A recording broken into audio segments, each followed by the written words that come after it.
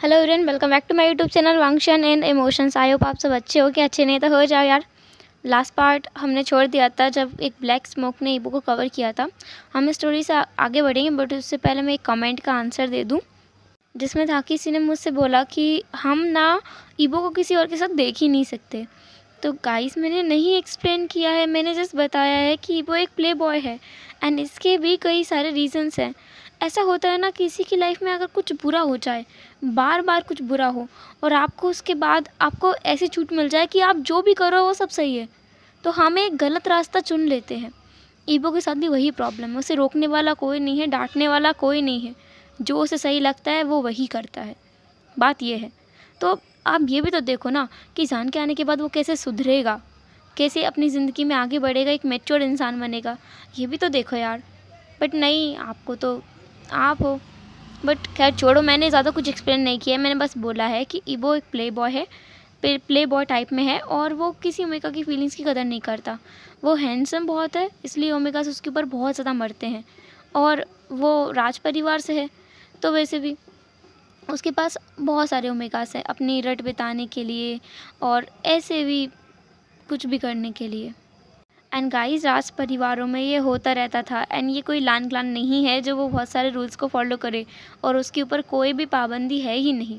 उसे आज तक सज़ा ही नहीं मिली है, तो फिर वो बिगड़ेगा ही बिल्कुल। एंड नाउ आई थिंक आपको समझ आ गया होगा, तो अब इस स्टोरी में आगे बढ़ते हैं। एक कमरा जहाँ पर हाईकॉन एकदम स्टिफ खड़ा है, एक तरफ बस देखे ही जा रहा है, देखे ही जा रहा है, देखे ही जा रहा है। उसे समझ नहीं आ रहा है कि अब वो क्या करे। ये सब उसकी आंखों के सामने हो रहा है।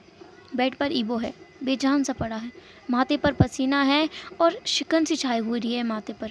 उसकी चारों तरफ एक काला धुआं है। पूरी बॉडी उसकी शिवर कर रही है, वो कांप रहा है, दर्द में कर्रा रहा है। वो कह रहा है, "आह, आह, बचाओ, बचाओ, बचाओ।"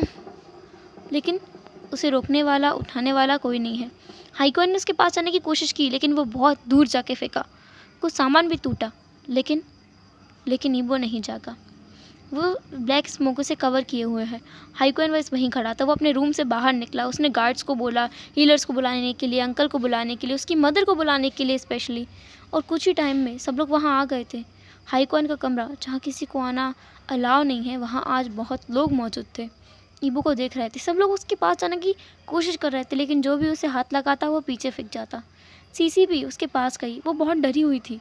उसे लग रहा था कि उसका बच्चा, पता नहीं क्या हो रहा है उसके साथ। उसके चेहरे से डर साफ साफ झलक रहा था, परेशानी दिख रही थी।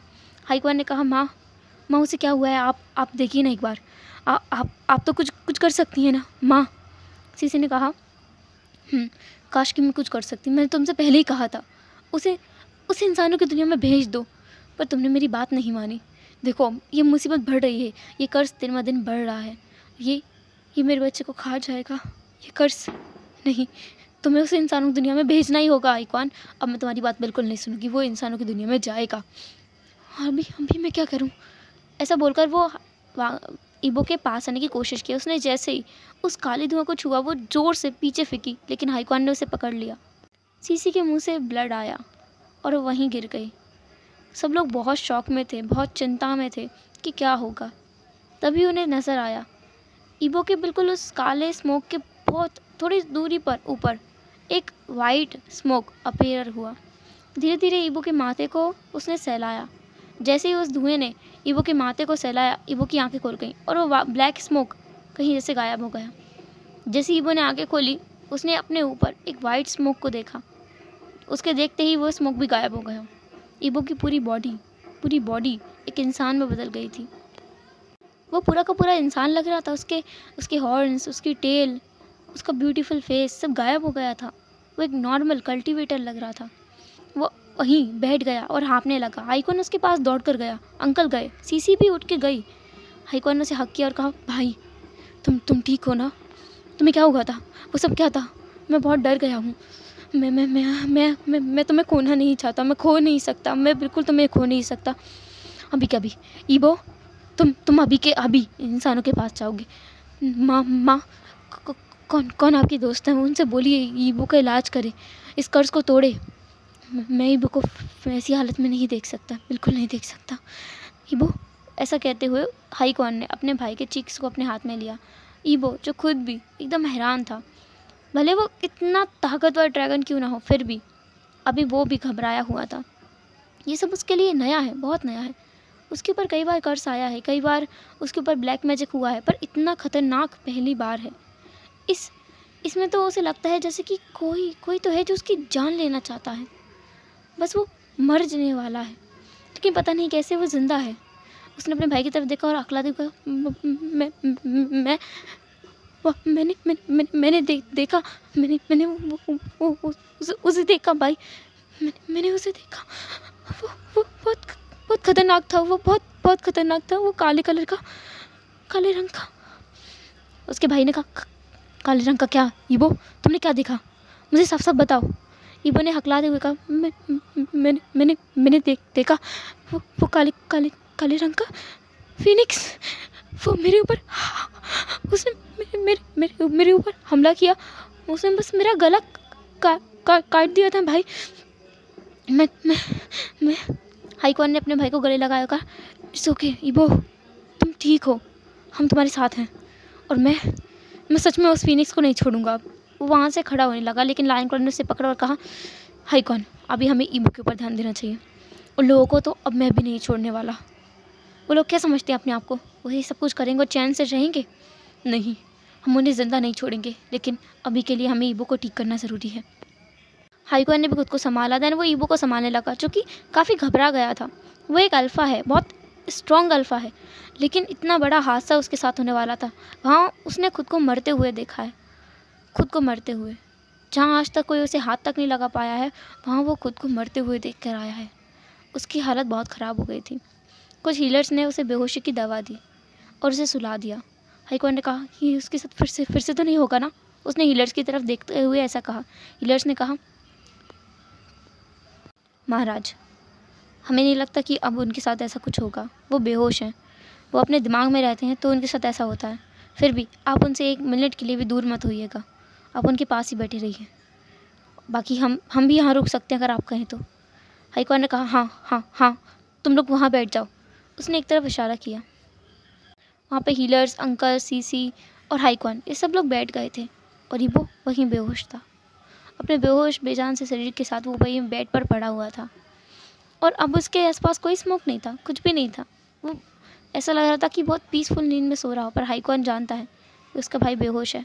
अगर वह सोता तो फिर से उसके साथ वही सब होता।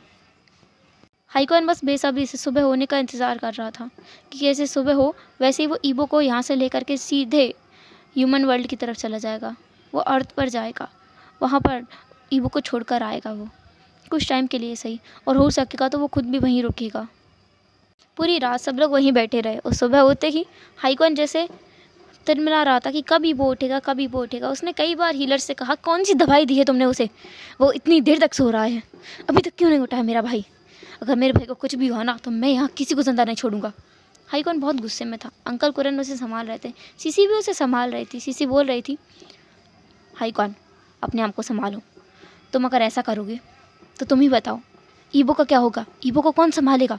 अभी उसे हमारी ज़रूरत है, हम ऐसे टूट नहीं सकते, उसकी हमें मदद करनी होगी। इस कर्ज को हमें जल्दी से जल्दी तोड़ना होगा, कैसे भी करके। हाइकॉन भी समझ रहा था। उसने अपने आप को काबू किया, उसने एक गहरी सांस ली और खुद पर काबू किया। अब बहुत देर हो गई थी, सुबह के 8 बज गए थे। धीरे धीरे ईबो अपनी आंखें खोल रहा था। ईबो की बॉडी में हलचल हो रही थी, सब लोग उसे देख रहे थे, स्पेशली हाइकॉन जो उसके पास बैठा हुआ था। सीसी भी पूरी रात से वहीं बैठी हुई थी। लानक्रेन भी नहीं सोया था। काफ़ी सारे हीलर्स, कर्स ब्रेकर्स भी वहाँ थे, मौजूद थे उस कमरे में, किंग के कमरे में। कोई भी नहीं सो पाया था क्योंकि किंग ने किसी को सोने ही नहीं दिया। वो बार बार हर 15 मिनट में ईबो को चेक करवा रहे थे। रात भर उनको ऐसे ही निकल गई। ईबो ने धीरे से अपनी आंखें खोली और अपने सामने अपनी माँ और अपने भाई को खड़ा पाया। ईबो हल्के से बैठ गया। हाइकॉन ने उसे बैठने में मदद की और कहा, ईबो तुम ठीक हो? ईबो ने कहा, फिर हाइकॉन ने कुछ नहीं कहा। उसने उन्हें बस इतना कहा, तैयार हो जाओ, हम तुम्हें ह्यूमंस के पास भेजेंगे, तुम्हारा सही होना बहुत ज़्यादा ज़रूरी है। फिनिक्स को तो फिर मैं बाद में देख लूँगा। ईबो ने भी हाँ बोला, क्योंकि वो सच में ठीक होना चाहता है, इस कर्ज को तोड़ना चाहता है। वो ऐसी ज़िंदगी नहीं जी सकता इसमें वो बार बार परेशान होता रहे, और उसे अपनी सुंदरता पर बहुत घमंड है। वो जानता है उसकी सुंदरता की वजह से ही हर एक पर्सन उससे प्यार करता है, हर एक पर्सन उसके ऊपर मरता है, उसकी सुंदरता की वजह से ही। तो यहाँ से हम 2 घंटे बाद का सीन देखते हैं जहाँ पर मेन गेट पर ईबो रेडी है और वांग सीसी वहाँ खड़ी है और हाईक्वान से बोल रही है, कौन, तुम्हें समझना होगा, उसे अकेले जाना होगा, वो अकेले जाएगा तभी उसका इलाज हो सकता है। हाईक्वान ने कहा, लेकिन माँ, मैं उसे अकेले देने नहीं जा सकता, वो अकेला नहीं जा सकता, वो कभी इस क्लान से अकेले बाहर नहीं गया है, और आपको पता है ना, ह्यूमंस के रास्ते में ही। उसकी माँ ने कहा, मुझे पता है लेकिन उसे अकेले ही जाना होगा, तुम उसके साथ नहीं जा सकते, ये तुम्हारा राज्य है, तुम्हें यहाँ की जिम्मेदारियाँ निभानी होंगी, और दूसरी बात, अगर तुम उसके साथ गए तो भी उसके साथ तुम रह नहीं सकोगे, उसे यहाँ से जाना ही होगा। हाईक्वान ने फिर कुछ नहीं कहा। जैसे तैसे करके हाईक्वान को अंकल कुरेन ने भी समझाया कि सीसी बोल रही है तो बात सही होगी, क्योंकि सीसी ये सब में ज़्यादा जानती है, वो एक ब्लैक फेरी है, वो काले जादू के बारे में, कर्स के बारे में ज़्यादा जानती है, जब वो ये सब बोल रही है तो बिल्कुल सही है। उन्होंने हाईक्वान को समझाया। अब बस ईबो था जिसके पास एक पोटली थी और हाथ में उसकी बिचन, उसकी तलवार, क्योंकि वो अब एक नॉर्मल कल्टीवेटर है, उसके पास कोई पावर नहीं है।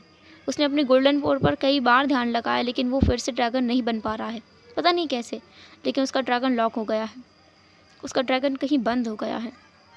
वो बस अब कर्ज को ब्रेक करने के सिवाय और कुछ नहीं कर सकता। अपने क्लान से निकलते हुए उसे काफ़ी ज़्यादा दुख हो रहा था कि उसकी वजह से कितनी सारी परेशानियाँ हो रही हैं। फिर भी उसे बहुत ज़्यादा गुस्सा आ रहा था उस फीनिक्स के ऊपर कि उसकी क्या दुश्मनी है आखिर ईबो से। ईबो ने उसका बिगाड़ा ही क्या है जो ईबो के ऊपर इतना कुछ वो जुल्म करते रहते हैं। समझ नहीं आता उसे तो। उनको तो कभी ड्रैगन्स परेशान भी नहीं करते, फिर भी क्यों फीनिक्स ड्रैगन्स को परेशान कर रहे हैं, क्यों ईबो को ही परेशान कर रहे हैं, किसी और को नहीं। कितनी बड़ी दुश्मनी है क्या उन दोनों के बीच। इस दुश्मनी में उसका तो कोई हाथ ही नहीं है। जब ये दुश्मनी हुई तब तो ईबो एक बच्चा था, एक बहुत छोटा सा बच्चा जिससे तो दुनियादारी की कोई खबर ही नहीं थी। तो फिर क्यों फीनिक्स उसके पीछे पड़े हुए हैं, क्यों उसे इतने कर्ज देते हैं, इतने ब्लैक मैजिक उसके ऊपर करते हैं। उसे समझ नहीं आ रहा था, लेकिन वो चलता जा रहा था। उसकी माँ ने उसे अच्छे से समझाया था कि उसे कहाँ से कैसे कैसे जाना है। वो एक जंगल में आया था, उस जंगल से उसे बाहर निकल के जाना था। वो जंगल से जा रहा था। उसकी माँ ने कहा था जंगल को पार करने में बहुत मुश्किलों का सामना करना पड़ेगा। ईबो को दिख भी रहा था, कई सारे शिकारी, कई सारे जानवरों के लिए जाल बिछाए गए थे उस जंगल में। वो जंगल ह्यूमन वर्ल्ड की तरफ जाता था। ईबो बस चलते जा रहा था। उसके पास पोटली में कुछ खाना भी था, कुछ कपड़े भी थे, तो उसने एक जगह रुका, थोड़ा सा रेस्ट किया, वहीं पेड़ के टिक कर बैठ गया, क्योंकि उसे काफ़ी समय हो गया था। अब शाम के 5 बज रहे थे उस जंगल में आए हुए उसे। वो बहुत टाइम से चल रहा है, सुबह से चल रहा है, लेकिन अभी तक अपनी मंजिल तक नहीं पहुंच पाया है। उसे लग रहा है कि अभी तो वो जंगल बस शुरू ही हुआ है, उसे यहाँ से बाहर निकलने में काफ़ी लंबा समय लगेगा। उसे बस यही लग रहा था, तो वो वहीं बैठ गया थोड़ी देर आराम करने के लिए, क्योंकि वो एक कल्टीवेटर है, उसे मेडिटेशन करने की, खाना खाने की ज़रूरत है। वो एक ड्रैगन नहीं है जो हज़ारों सालों तक ऐसे ही ज़िंदा रह सके। उसने अपने पोटली से कुछ खाना निकाला, कुछ फ्रूट्स निकाले और वो खाने लगा। वो एक सेब खा रहा था, उसने आधा सेब ख़त्म किया था। वो एक और बाइट लेने वाला था, तभी उसे किसी की चीखने की आवाज़ आई। कोई लड़की अपनी प्यारी सी आवाज़ में मदद के लिए पुकार रही थी। क्या कोई है? क्या कोई है यहाँ? प्लीज़ मुझे बचाइए, मेरा पैर फंस गया है इसमें। क्या कोई है? क्या कोई है यहाँ? गगा, क्या आप आ सकते हो? मुझे बहुत डर लग रहा है, मैं कहाँ फंस गई।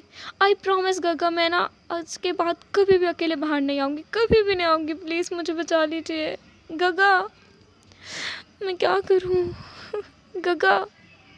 बस उसे इतनी ही आवाज़ आ रही थी। वो अपनी जगह से खड़ा हुआ, उस दिशा में जाने लगा जहाँ से ये आवाज़ आ रही थी। वो कुछ दूरी पर गया, लेकिन उसे कोई नहीं दिखा। फिर वो कुछ और आगे बढ़ा, वो आवाज़ और तेज़ होने लगी, वो धीमी सी आवाज़ और भी ज़्यादा तेज़ होने लगी। ईबो उसी दिशा में चलते जा रहा था। एक पॉइंट पर आने के बाद वो रास्ता जैसे ख़त्म हो गया उसके लिए, क्योंकि नीचे एक गड्ढा था, काफ़ी लंबा सा गड्ढा, और उसके अंदर से एक लड़की की आवाज़ आ रही थी। क्या कोई है? गगा, गगा प्लीज़ मुझे बचा लो प्लीज़, मैं पक्का अगली बार से बाहर नहीं निकलूँगी, पक्का नहीं निकलूँगी, मैं आपको लिए बिना कभी कहीं नहीं जाऊँगी, प्लीज़ मुझे बचा लो, मैं इतनी जल्दी तो नहीं मरना चाहती। अगर कोई जानवर आ गया तो नहीं नहीं नहीं नहीं, अगर कोई वुल्फ, नहीं, ऐसा कैसे हो सकता है, नहीं नहीं नहीं नहीं, मैं क्या करूँ, मुझे कुछ समझ नहीं आ रहा। ईबो ये सब सुन रहा था नीचे से, ऊपर से मतलब। फिर उसने कुछ नहीं किया, वो आर्म कल्टीवेटर है फ़िलहाल के लिए, लेकिन वो फिर भी अपनी स्वॉर्ड पर फ्लाई कर सकता है। तो अपनी स्वॉर्ड पर ही खड़ा होकर नीचे की तरफ गया और उसने धीरे से कहा, आप कौन हैं? नीचे से एक लेडी, वो जो थी ना, वो स्टिफ हो गई, एकदम खड़ी की खड़ी रह गई। तो ईबो ने उसे अपना हाथ दिया और कहा, डरिए मत, मैं आपको ऊपर लेके आऊँगा, आप ऊपर आ पाएंगी, लीजिए। उसने अपना हाथ आगे किया और उस लेडी ने भी ईबो का हाथ पकड़ लिया। ईबो ने बस उसे आहिस्ता से उसके दोनों हाथों को पकड़ा, उसे अपनी तलवार पे खड़ा किया और उसे ऊपर लेके आया। ऊपर लाने के बाद ईबो ने उसका चेहरा देखा। वो लड़की बहुत सुंदर है, बहुत ज़्यादा सुंदर। एक पल के लिए तो ईबो जैसे खो गया था उसकी सुंदरता में। कुछ गलत मत समझना, वो वैसी नज़रों से नहीं, बल्कि वो लड़की काफ़ी सुंदर है दिखने में। और उसके माथे पर जो एक तरह का निशान बना हुआ है फेरी का, इसकी वजह से वो और भी ज़्यादा कनेक्शन फील कर रहा है। उसे किसी की याद आ रही थी इस चिन्ह से, उसे बहुत ज़्यादा याद आ रही थी उस पर्सन की। उसे अपनी माँ की याद आ रही थी, जिनके माथे पर बिल्कुल ऐसा ही, बिल्कुल सेम टू सेम चिन्ह था, क्योंकि उसकी माँ एक फेरी थी। तब ईबो को ये रियलाइज़ हुआ ना, तो वो भौचक्का होकर के उस लड़की की तरफ देखने लगा। उसने कहा, तुम एक फेरी हो? उस लड़की ने कहा, हाँ, मैं एक फेरी हूँ। क्यों, क्या हुआ गग्गा? वैसे आपका बहुत बहुत शुक्रिया, आपने मुझे इस गड्ढे से निकाल लिया। आज तो पक्का पता नहीं क्या होता मेरे साथ, मैं तो बच गई। ईबो उसकी तरफ देख रहा था। उसने कहा, तुम एक फेरी हो, फिर तुम खुद भी तो इससे निकल सकती थी। उस लड़की ने कहा, नहीं ना, आप देखो ना, मैं एक बच्ची हूँ। ईबो ने फिर गौर से देखा कि हाँ, ये लड़की एक बच्ची है। तो ये पक्का 14 साल से 15.5 साल, मतलब 14 से 15 साल के बीच की होगी, क्योंकि 16 साल में ही पावर्स एक्टिवेट होती हैं। इसलिए ही तो ये लड़की अभी इस कुएं से बाहर नहीं निकल पाई। वो एक बहुत लंबा चौड़ा गड्ढा था, एक कुएं जैसा। फिर ईबो ने पूछा, तुम यहाँ क्या कर रही हो? उस लड़की ने कहा, मैं यहाँ घूमने आई थी, और फिर मैं यहाँ घूमते घूमते फिर मैं कोशिश कर रही थी कि मैं पेड़ पे चढ़ूँ, और मैं गिर गई, और मैं गड्ढे में गिर गई और मैं फंस गई। मैं यहाँ पूरे 2 दिन से फंसी हुई थी, मैं बहुत बुरी तरह से परेशान थी, फिर आप आ गए आज। मेरी ना किस्मत अच्छी है, 2 दिन से मैं फंसी हूँ, मुझे कोई लेने भी नहीं आया। सब लोग कितने बुरे हैं। वैसे तो बोलते हैं मेरे दोनों भाई कि मुझसे बहुत प्यार करते हैं, और देखो तो अब मुझे लेने तक नहीं आए। मैं कितनी देर से चिल्ला रही थी, उनको मेरी आवाज़ सुनाई नहीं दे रही थी। कितने बुरे हैं। ईबो ने कहा, तुम गड्ढे के अंदर थी और यहाँ आसपास कोई नहीं है, कोई तुम्हारी आवाज़ कैसे सुनेगा? और अगर मैं यहाँ से सफ़र ना कर रहा होता तो तुम्हें देख भी नहीं पाता, तुम यहाँ फंस के गिर जाती। अगली बार से कहीं बाहर निकलो तो किसी बड़े को लेकर निकलना, ऐसे बाहर नहीं जाया करते।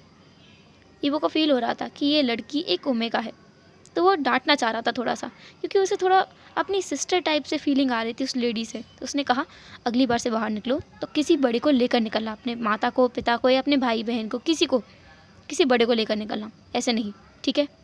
उस लड़की ने नोट किया और कहा, पता है आप ना मेरे को गग्गा की तरह बात करते हो। मेरे गग्गा भी ऐसे ही बोलते हैं, किसी बड़े को बाहर निकल करो, या फिर मैं जाऊँ तो उनको बता के जाऊँ। अब मैं भी तो बड़ी हो रही हूँ ना, मुझे खुद से बाहर जाने की परमिशन होनी चाहिए। मुझे भी मस्ती करने का शौक़ है, बहुत कुछ फ़न करने का शौक़ है। ऐसा थोड़ी है कि मैं बस बंध के रहूँ और मैं सबसे परमिशन लेके बाहर जाऊँ, ये तो गलत बात है ना। अल्फ़ा भी तो अपनी मर्ज़ी के बिना बाहर घूमते हैं, मैं क्यों कहीं घूम सकती? क्योंकि मैं एक ओमेगा हूँ इसलिए? ये गलत बात है, मैं तो घूमूंगी। ईबो बेचारा क्या कहे, वो अपनी परेशानी में फंसा। उसने कहा, तुम्हारी मर्ज़ी।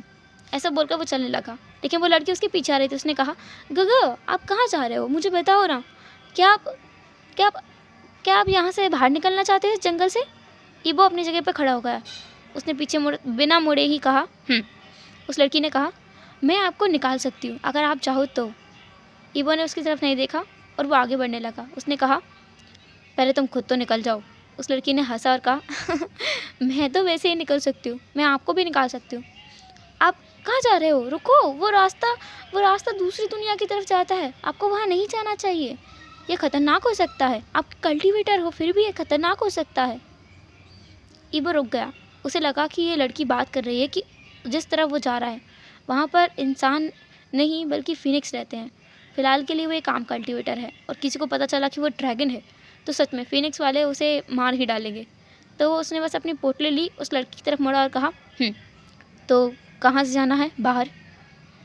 ईबो को लग रहा था कि ये लड़की उसे इंसानों की दुनिया में लेके जाना चाहती है क्योंकि ये फ़ेरी है। उसकी माँ ने कहा था कि काफ़ी सारी फ़ेरीज़ इंसानों की दुनिया में रहती हैं।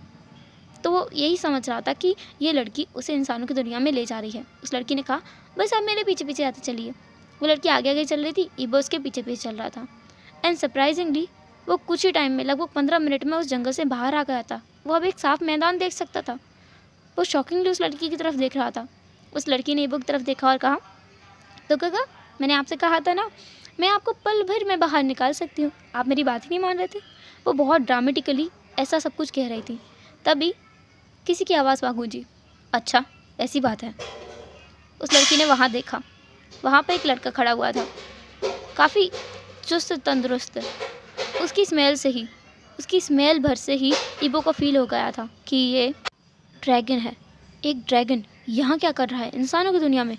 ईबो बेचारा कंफ्यूज था और वो कन्फ्यूज़न में ही उस लड़की की तरफ देख रहा था।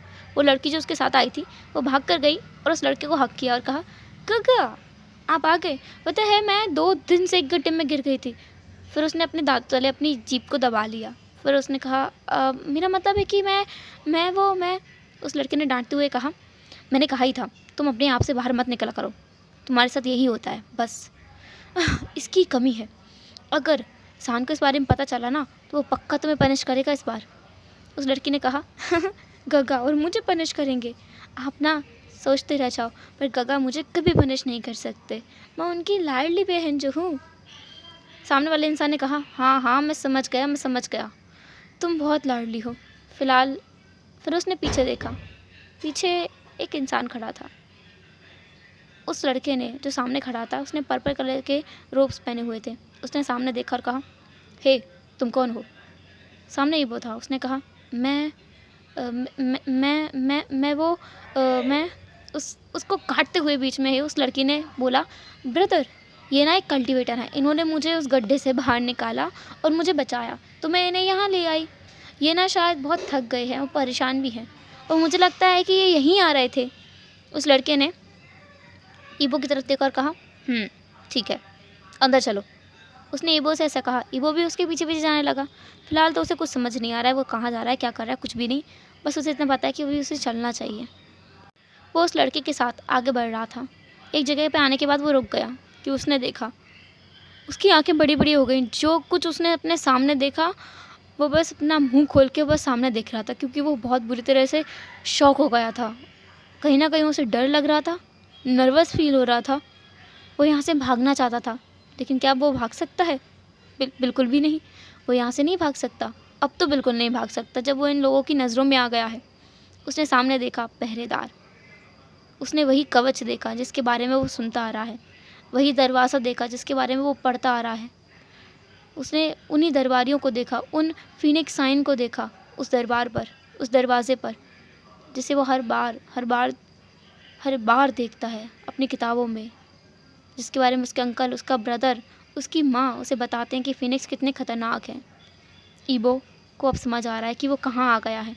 वो फ़ीनिक्स की दुनिया में आ गया है, वो उन लोगों के साथ रहने आ गया है यहाँ। उसने आगे बढ़ने की कोशिश की, तभी उन गार्ड्स ने उसे रोक दिया और कहा, रुको, हमें जांच करनी होगी, तुम कौन हो? अगर तुम एक ड्रैगन हुए तो हम तुम्हें अंदर नहीं जाने दे सकते।